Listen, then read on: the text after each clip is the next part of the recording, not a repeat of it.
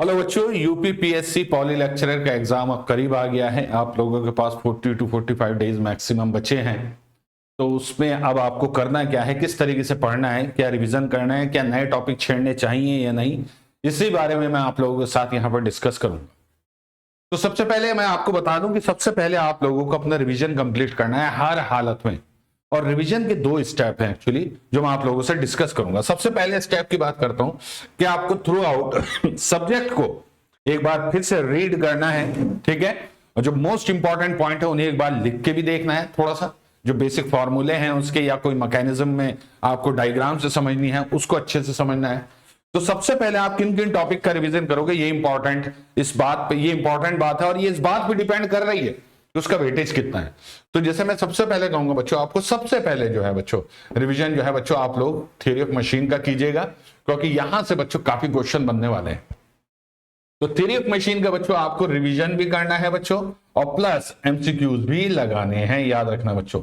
और एमसीक्यूज याद रखना बच्चों, आपको ईएससी गेट का 1 नंबर बच्चों, और प्रीवियस ईयर अगर कुछ क्वेश्चन है, चाहे वो यूपी के एई के हैं, चाहे वो यूपी पॉली लेक्चरर के हैं बच्चों। तो इसमें 3 चीज है बच्चों, ईएससी के क्वेश्चन लगाने हैं बच्चों आप लोगों को, ठीक है, प्लस गेट के क्वेश्चन लगाने 1 नंबर के, न्यूमेरिकल जरूर देख लेना ये वाले, और प्लस बच्चों एई और पॉली के जो पीवाईक्यूज हैं बच्चों, याद रखना पीवाईक्यू, ठीक है, ये आपको लगाना है।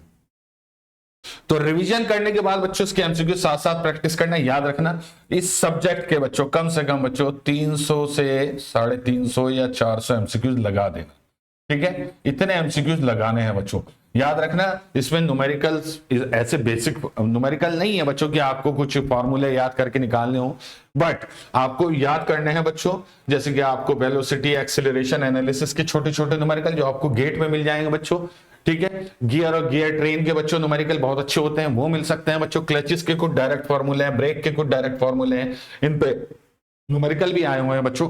डायमोमीटर आपका पूरा थियोरेटिकल है, ठीक है, ओके। फ्लाईव्हील और गवर्नर बहुत इंपॉर्टेंट है, आपको बच्चों पता है न्यूमेरिकल के लिए, ठीक है। तो इसमें डायरेक्ट फॉर्मूले भी, तो आपको जस्ट चेक आउट करना है कि कौन से टॉपिक में आपके फॉर्मूले हैं, कौन से टॉपिक में आपके न्यूमेरिकल हैं, उनको बहुत अच्छे से ध्यान से कर लीजिएगा बच्चों, ठीक है। ये बट ये याद रखना, आपको चाहे पेपर 1 हो, पेपर 2 हो, वहां पर आप लोगों को ज्यादा क्वेश्चन थ्योरी के ही मिलेंगे बच्चों। तो आपको 3 चीजें मिलती हैं यहां पर, एक तो थ्योरी का आपको जो है बच्चों रिवीजन करना है अच्छे से, प्लस फिर उसमें जो जो फॉर्मूले हैं उनको, और प्लस न्यूमेरिकल इफ नीडेड, ये 3 चीजें आती हैं बच्चों। लेकिन क्या ये हर सब्जेक्ट के लिए नहीं बच्चों। थ्योरी ऑफ मशीन को बच्चों करने के बाद आप लोग करेंगे बच्चों सोम में याद रखना बच्चों कि न्यूमेरिकल, इसमें थ्योरी और फॉर्मूले न्यूमेरिकल तीनों होंगे बच्चों। इसमें बच्चों फॉर्मूले और न्यूमेरिकल पे ज्यादा फोकस कीजिएगा, क्योंकि थ्योरी जो आती है बच्चों, जैसे फॉर एग्जांपल आपसे पॉइंट ऑफ कॉन्ट्राफ्लेक्चर पूछ लेता है, तो वो आपको पता है बेसिकली। तो इसमें बच्चों आपको फॉर्मूले और न्यूमेरिकल पे ध्यान देना है बच्चों, ठीक है। याद रखना बच्चों, जो आपके एसएफडी बीएमडी है उन्हें बहुत ध्यान से पढ़ लेना बच्चों। अब इसमें एक टॉपिक होता है बच्चों अनसिमेट्रिकल बेंडिंग, प्लीज इसको ध्यान से देख लीजिएगा।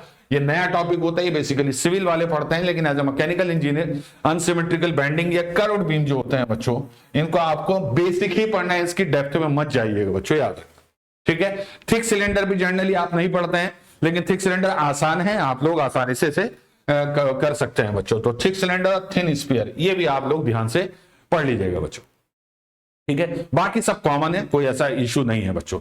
तो इन दोनों सब्जेक्ट के बाद बच्चों आप लोगों को कौन सा टॉपिक करना है बच्चों, उसके बाद आ जाइएगा बच्चों आप लोग नंबर 3 पर बच्चों मटेरियल साइंस, ठीक है। या फिर मैं आपको बताता हूं अभी नंबर 3 पर कौन सा लेना है बच्चों। अब आ जाइए बच्चों आप अपने अगले पेपर में, यहां पर बच्चों, ठीक है। अगले पेपर में इसमें सबसे पहले आप लोग बच्चों हीट ट्रांसफर का, ठीक है, नंबर 3 पर आप लोग इसका जो है रिविजन करेंगे बच्चों, ठीक है, नंबर 3 पर। और इसमें भी याद रखना बच्चों कि थ्योरी भी आपको पढ़नी है, फॉर्मूले बहुत सारे हैं इसमें बच्चों, न्यूमेरिकल बहुत ही इंटरेस्टिंग मिल सकते हैं बच्चों, याद रखिएगा, ठीक है। इसमें ये आपको ऑर्डर क्या रखना है बच्चों, आपको ये याद रखना है बच्चों कि आपको स्टीफन बोल्ट्जमैन लॉ से बच्चों shape factor, black and grey body radiation, heat, ठीक है, यहां तक एक क्वेश्चन, 2 क्वेश्चन, 1 से 2 क्वेश्चन यहां से मिल सकते हैं बच्चों। हीट एक्सचेंजर से एक अलग क्वेश्चन आ सकता है, बॉइलिंग एंड कंडेंसेशन से एक अलग क्वेश्चन आ सकता है। बस इसके कर पे ही ध्यान दीजिएगा बच्चों, याद रखना बच्चों। उसके बाद बच्चों एलएमटीडी एंटी इफेक्टिवनेस मेथड, यहां से एक क्वेश्चन आपका इजीली बन सकता है, ठीक है। बहुत ही आराम से बच्चों एक क्वेश्चन आराम से मिल जाएगा, ज्यादा भी मिल सकते हैं लेकिन कम से कम एक तो मिलेगा ही बच्चों। बाकी इसमें आ जाइए बच्चों, मोड ऑफ हीट ट्रांसफर में बच्चों स्टेडी और अनस्टेडी दोनों के एक बेसिक से, जैसे फूरियर लॉ है बच्चों इसके लिए बच्चों ट्रांजिएंट कंडीशन देख लीजिएगा, ठीक है। और इसके अलावा बच्चों थर्मोकपल टाइम कांस्टेंट का फॉर्मूला, उसके बारे में थोड़ी सी जानकारी, ये बहुत इंपॉर्टेंट है बच्चों। क्रिटिकल थिकनेस ऑफ इंसुलेशन, इस पर न्यूमेरिकल और थ्योरी दोनों आ सकता है बच्चों, ठीक है। फिल्स की एफिशिएंसी वगैरह ये सब चीजें देख के चलना बच्चों, ठीक है। Boundary layer on A flat plate पर बच्चों आप लोगों को, ये आपको एफएम से भी मदद मिल जाएगी बच्चों, इसमें याद रखिएगा। और बच्चों कन्वेक्शन से बच्चों याद रखना कि थोड़ा डिटेल में अंदर जाने की जरूरत नहीं है, बेसिक ही एमसीक्यू आएगा बच्चों, ठीक है। लेकिन आपको कंडक्शन बहुत अच्छे से पढ़ना है बच्चों, और रेडिएशन बहुत अच्छे से पढ़ना है, और हीट एक्सचेंजर बहुत अच्छे से पढ़ना है। यहां 3 से शॉर्ट क्वेश्चन है बच्चों, 4-5, ठीक है। तो नंबर 3 पे आप लोग बच्चों इसका रिवीजन करोगे बच्चों। नंबर 4 पे बच्चों आप इसको पकड़िएगा, एनर्जी कंजर्वेशन। ये बहुत बड़ा टॉपिक है, इसको जितना जल्द से जल्द आप कंप्लीट करें उतना अच्छा है। इसमें भी थ्योरी है, कुछ फॉर्मूले हैं बच्चों, और न्यूमेरिकल है बच्चों। तीनों चीजें आपको इसमें रिवाइज करनी होंगी बच्चों, याद रखना बच्चों। इसमें एक पार्ट आपका बच्चों आपका वो है आईसी इंजन से है बच्चों, ठीक है। तो यहां से बच्चों ये पूरा आईसी इंजन है, जिसमें कुछ साइकिल्स हैं, उनसे रिलेटेड एफिशिएंसी के फॉर्मूले, ऑटो साइकिल, डीजल साइकिल, ये सब आपको चेकआउट करना है बच्चों, ठीक है। अब आ जाइए बच्चों पंप, तो पंप को ये अलग टॉपिक है, यहां से एक क्वेश्चन, यहां से कम बच्चों दो क्वेश्चन आपको मिल जाएंगे देखने को। रेसिप्रोकेटिंग रोटरी पंप से एक क्वेश्चन, या तो इससे या इससे आपको मिल जाएगा बच्चों। पेल्टन व्हील, फ्रांसिस कैपलन टरबाइन, यहां से आपका दो क्वेश्चन शॉर्ट हैं बच्चों, याद रखना बच्चों, ठीक है। उसके बाद स्टीम एंड गैस टरबाइन से, यहां से बच्चों Rankine Brayton cycle with regeneration and reheat, यहां से बच्चों आप लोगों को कम से कम 2 क्वेश्चन मिल जाएंगे बच्चों, ठीक है। बॉयलर, कंडेंसर, इन दोनों में से कोई एक क्वेश्चन आएगा बच्चों, नोट कर लीजिएगा बच्चों। अब आइए अनकन्वेंशनल पावर सिस्टम, ये थोड़ा सा टिपिकल है। इसमें न्यूक्लियर बहुत अच्छे से पढ़ लेना बच्चों, बेसिक डेफिनेशन एमएचडी की बच्चों, बायोमास, विंडल के बारे में बेसिक आपको इंफॉर्मेशन जुटानी है, दैट्स इट। बहुत डिटेल में जाने की जरूरत नहीं है बच्चों, लेकिन यूटिलाइजेशन ऑफ सोलर एनर्जी अच्छे से पढ़ लीजिएगा बच्चों, सोलर एनर्जी के बारे में अच्छे से पढ़ लीजिएगा। अब आ जाइए बच्चों कंप्रेसर पे, तो कंप्रेसर में दोनों तरह के कंप्रेसर पूछे गए हैं, इसकी थ्योरी और एप्लीकेशन पूछी गई, न्यूमेरिकल में घुसने की जरूरत नहीं है बच्चों। इसी तरह से थ्योरी ऑफ प्रोपल्शन पढ़िएगा, पल्स जेट की थ्योरी और रैम जेट की थ्योरी, इसमें न्यूमेरिकल में या फॉर्मूले में जाने की जरूरत नहीं है बच्चों। तो चौथे नंबर पे आप लोग बच्चों इसका वो करेंगे बच्चों रिवीजन, ठीक है। अब आ जाइए बच्चों 5वें नंबर पे, वो है बच्चों एनवायरमेंटल। 5th आपको ये करना है बच्चों रिवीजन अच्छे से, 5th। तो इसमें बच्चों वेपर कंप्रेशन, वेपर एब्जॉर्प्शन, ये दोनों साइकिल मोस्ट इंपॉर्टेंट है बच्चों, यहां से क्वेश्चन शॉर्ट आएगा, 2 क्वेश्चन आसानी से आ जाएंगे बच्चों। उसके बाद स्टीम जेट और एयर रेफ्रिजरेशन सिस्टम, यहां से एक क्वेश्चन कोई आपको मिल सकता है, और एक question property of refrigerant and their nomenclature, यहां से मिल सकता है बच्चों, ठीक है। उसके बाद बच्चों सीधा साइकोमेट्री में आइएगा, 2 क्वेश्चन शॉर्ट आएंगे बच्चों साइक्रोमेट्री से बच्चों, याद रखना, ठीक है। इसमें खास तौर से बच्चों एक तो इसका यूज साइकोमेट्री चार्ट का बच्चों, लोड एस्टिमेशन से आ सकता है बच्चों, ठीक है। और बच्चों सेंसिबल हीट फैक्टर का फॉर्मूला भी, थ्योरी भी, दोनों आ सकते हैं बच्चों। तो इसमें थ्योरी, फॉर्मूला, न्यूमेरिकल तीनों आप लोगों को रिवाइज करने होंगे बच्चों। एयर कंडीशनिंग में बच्चों सिस्टम लेआउट, कंफर्ट चार्ट, ठीक है। इसमें कंफर्ट चार्ट पे जरा ध्यान से देख लेना बच्चों, अच्छे से बच्चों, ठीक है। और कंफर्ट और इंडस्ट्रियल एयर कंडीशनिंग, इसे अच्छे से देख लीजिएगा, यहां से थ्योरी के क्वेश्चन आप लोगों को मिल सकते हैं। तो 5 टॉपिक ये रिवाइज करने के बाद बच्चों अब आगे आपकी मर्जी है बच्चों कि आप लोग किस तरीके से जो है रिवाइज करना चाहते हैं, जैसे, ठीक है। उसके बाद जैसे कुछ बच्चे, मैं तो यही राय दूंगा बच्चों कि आप लोगों को फिर आप उसके बाद मटेरियल साइंस को रिवाइज कीजिएगा बच्चों अच्छे से, ठीक है। इंजीनियरिंग मैकेनिक्स को रिवाइज कीजिएगा बच्चों, लेकिन ये 5 सबसे पहले कर लीजिएगा बच्चों, ठीक है। मशीन डिजाइन इसको लास्ट में करते हैं बच्चों, ठीक है। मैन्युफैक्चरिंग बच्चों, मैन्युफैक्चरिंग में बच्चों सबसे पहले आपको ये याद रखना है, आपको जो पढ़ना है बच्चों वो पढ़ना है मैकेनिक्स ऑफ मेटल कटिंग, क्योंकि सबसे ज्यादा क्वेश्चन यहीं से आएंगे बच्चों, याद रखना, सबसे ज्यादा अनकन्वेंशनल मशीनिंग का सबसे ज्यादा बच्चों। लिमिट फिट टॉलरेंस है बच्चों, याद रखिएगा बच्चों, न्यूमेरिकल भी आएगा और थ्योरी भी आएगी बच्चों। थ्योरी इसकी न्यूमेरिकल जैसी होती है, न्यूमेरिकल अच्छे से कर लिए, थ्योरी आप कर लेंगे बच्चों। इंस्पेक्शन बच्चों, सरफेस रफनेस मेजरमेंट, कैसे होता है बच्चों, कौन कौन से इंस्ट्रूमेंट इसमें यूज होते हैं बच्चों, ले क्या होता है बच्चों, वेव क्या होती है, प्राइमरी टेक्सचर, सेकेंडरी टेक्सचर, ये सब आपको अच्छे से ध्यान से इसमें देखना होगा बच्चों। कंपैरेटर से बच्चों शॉर्ट क्वेश्चन आएगा इसमें बच्चों, आप लोग मैकेनिकल, न्यूमेटिक, इलेक्ट्रिक इलेक्ट्रॉनिक्स, और बच्चों ये आप मेनली पढ़ लेंगे बच्चों, इलेक्ट्रिकल पढ़ने की स्पेशली जरूरत नहीं है, मैकेनिकल, न्यूमेटिक, इन पे ज्यादा ध्यान दीजिएगा, यहां से ज्यादा क्वेश्चन आने के चांस है बच्चों। कंप्यूटर इंटीग्रेटेड मैन्युफैक्चरिंग बच्चों, इसमें बच्चों आप कैड कैम की जो प्रोग्रामिंग होती है उससे रिलेटेड क्वेश्चन कर सकते हैं, कैड की कुछ कमांड के बारे में थोड़ा बहुत जान सकते हैं बच्चों। Flexible manufacturing system single topic है, शॉर्ट क्वेश्चन आएगा बच्चों, ऑटोमेशन से रिलेटेड होता है बच्चों। जिग्स एंड फिक्सचर बच्चों याद रखना, ये मशीनिंग में ही काउंट होगा, तो प्लीज ध्यान से इसे अच्छे से पढ़ लीजिएगा बच्चों। कितने टाइप के जिग्स और फिक्सचर होते हैं, इनका काम क्या होता है, और किस पर्टिकुलर एप्लीकेशन में किस टाइप का जिग्स या फिक्सचर काम में लाया जाता है, ठीक है। उसके बाद बच्चों आप लोगों को जो करना होगा बच्चों, इंडस्ट्रियल का, यहां से बहुत क्वेश्चन आने वाले, मेरे हिसाब से बच्चों 5 क्वेश्चन कम से कम आएंगे बच्चों, याद रखना। इसमें सबसे इंपॉर्टेंट है बच्चों प्रोडक्शन प्लानिंग कंट्रोल, ठीक है। अब जैसे ये लिखा है ना इन्वेंट्री कंट्रोल, ये इसी में आता है बच्चों, डोंट वरी, तो प्रोडक्शन प्लानिंग कंट्रोल में ही आपका इन्वेंट्री कंट्रोल आएगा बच्चों। ऑपरेशन रिसर्च टफ टॉपिक है बच्चों, याद रखिएगा, लेकिन गेट के क्वेश्चन अगर आप लगा लेंगे तो इससे क्लियर हो जाएगा बच्चों। सीपीएम, अच्छा गेट के खास तौर से जो काफी पुराने क्वेश्चन है इंडस्ट्रियल के, वो जरूर लगा लीजिएगा। पार्ट सीपीएम से बच्चों डेफिनेट क्वेश्चन आने वाला है बच्चों, तो उसके बाद ये कीजिएगा। अब बच्चों आप आगे बढ़िएगा बच्चों, अब आप मशीन डिजाइन कर सकते हैं बच्चों अपनी हिसाब से, क्योंकि मशीन डिजाइन से मेरे ख्याल से 3 से 4 क्वेश्चन आएंगे, और इसमें भी स्पेशली याद रखना बच्चों, बेरिंग अच्छे से पढ़िएगा, गियर अच्छे से पढ़िएगा बच्चों, वेल्डेड एंड बोल्टेड जॉइंट अच्छे से पढ़िएगा बच्चों, क्लच ब्रेक्स ये आप थ्योरी ऑफ मशीन में कवर कर लेंगे, वैसे ही यहाँ है, डोंट वरी, कुछ अलग नहीं है बच्चों। और बच्चों याद रखना डिजाइन फॉर डायनेमिक लोडिंग में बच्चों ये जो थ्योरीज ऑफ फेलियर है और जो वो आपके क्राइटेरिया है, सोडरबर्ग, गुडमैन, ठीक है, ये सब आपको क्राइटेरिया अच्छे से पढ़ने होंगे, वहां से क्वेश्चन आएगा। एसएन कर्व जो होते हैं बच्चों, ठीक है।